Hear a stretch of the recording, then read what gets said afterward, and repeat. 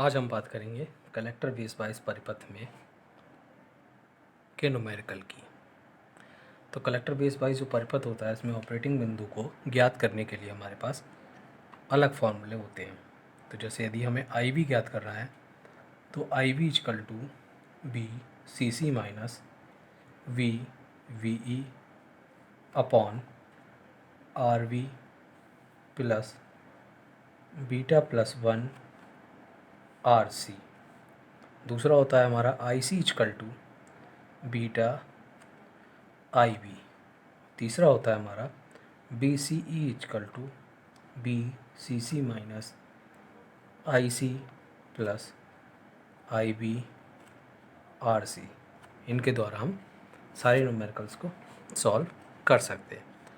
तो इन फॉर्मूलों को हमें अलग अलग याद करने की आवश्यकता होती है।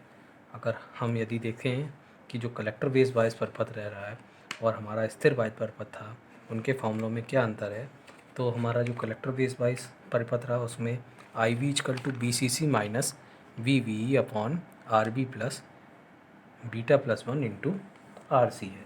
लेकिन जो हमारा स्थिर वाइज परिपथ का फॉर्मूला रहता है वो रहता है हमारा I V equal to B C C minus V V upon R we.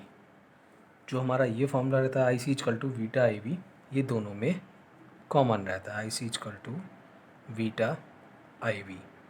B C E का फॉर्मूला हमारा चेंज हो जाता है। यहाँ पे हमारा बी सी ई का फॉर्मूला है B C E equal to B C C minus I C plus I V into R C. यहाँ होता है हमारा B C E equal to B C C minus I C into R C. तो ये फॉर्मूले अलग अलग याद करना बहुत ज़रूरी है, जिससे कि न्यूमेरिकल्स करने में कोई दिक्कत ना आए। उन्हें अलग अलग याद करना ज़रूरी है, इनमें अंतर को समझते हुए। तो हम क्वेश्चंस की बात करते हैं। इस क्वेश्चन में दिया है कि चित्र में दिए परिपथ में आई सी और बी सी ज्ञात करना है, जबकि हमारे पास बी वी दिया हुआ है 0.7 वोल्ट। यहाँ हमारा सर्किट बना हुआ है। यहाँ पे हमें आर बी दिया हुआ है 250 किलो ओम, आर सी दिया है 4.7 किलो ओम, बीटा दिया है 90 और बी सी सी दिया है 10 volt.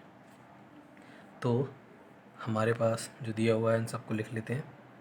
B C C equal to 10 volt, R V equal to 250 kilo ohm और आर सी इजकल टू दिया हुआ है हमारा 4.7 किलो ओम, बीटा दिया हुआ है हमारा 90। तो हम समीकरण लेते हैं आई वी की। हमें क्या निकालना है, आई सी निकालना है। तो आई सी के लिए हम पहले आई वी निकालना पड़ेगा, क्योंकि I C equal to beta I V है। तो I V equal to B C C minus V V E upon R V plus beta plus one R C. B C C की value 10 minus 0.7 upon R V की value है 250 kilo ohm. तो 250 kilo ohm minus plus beta plus one, ये हमारा हो गया 91, 90 plus one, और R C है हमारा 4.7 किलो ओम। तो इन्हें सॉल्व करेंगे। सॉल्व करने के बाद जो हमारी वैल्यू आएगी वो आएगी 0.0137 मिली एम्पियर। अब हमारे पास आई भी आ गया है, हम आई सी निकाल सकते हैं। तो आई सी इजकल टू होता है हमारा बीटा आई वी। बीटा की वैल्यू है हमारी 90 और आई वी की वैल्यू है 0.0137 मिली एम्पियर। तो ये आ गया हमारा 1.23 मिली एम्पियर। तो इस तरीके से हमारा आई सी की वैल्यू आ गई। अब हम बात करेंगे बी सी ई की। तो बी सी ई का फॉर्मूला हमारा ये है। तो B C E equal to B C C minus I C plus I B R C. इस तरीके से वैल्यू रखेंगे हम इसमें। आई सी की वैल्यू हमारी आई 1.23 मिली एम्पियर। और आई बी की वैल्यू है हमारी 0.0137 मिली एम्पियर और आर सी हमारा है 4.7 किलो ओम। हम इन्हें सॉल्व करते हैं तो 10 माइनस इन सबको सॉल्व किया, सॉल्व करने के बाद आया 5.85, तो इसमें से 10 में से गया तो आया 4.15 वोल्ट। तो इस तरीके से हमारा बी सी ई आ गया। यदि हम क्यू बिंदु की स्थिति की बात करें तो वो हमारा आई सी और बी सी ई की वैल्यू से हमें क्यू बिंदु की स्थिति ज्ञात कर सकते हैं। एक बार फिर से क्वेश्चन समझने की कोशिश करेंगे। ये हमारे सारे फॉर्मूले हैं, ये हमारे स्थिर वाइज के लिए हैं और ये हमारे कलेक्टर बेस वाइज के लिए। तो हमें आई सी और बी सी ई निकालना है।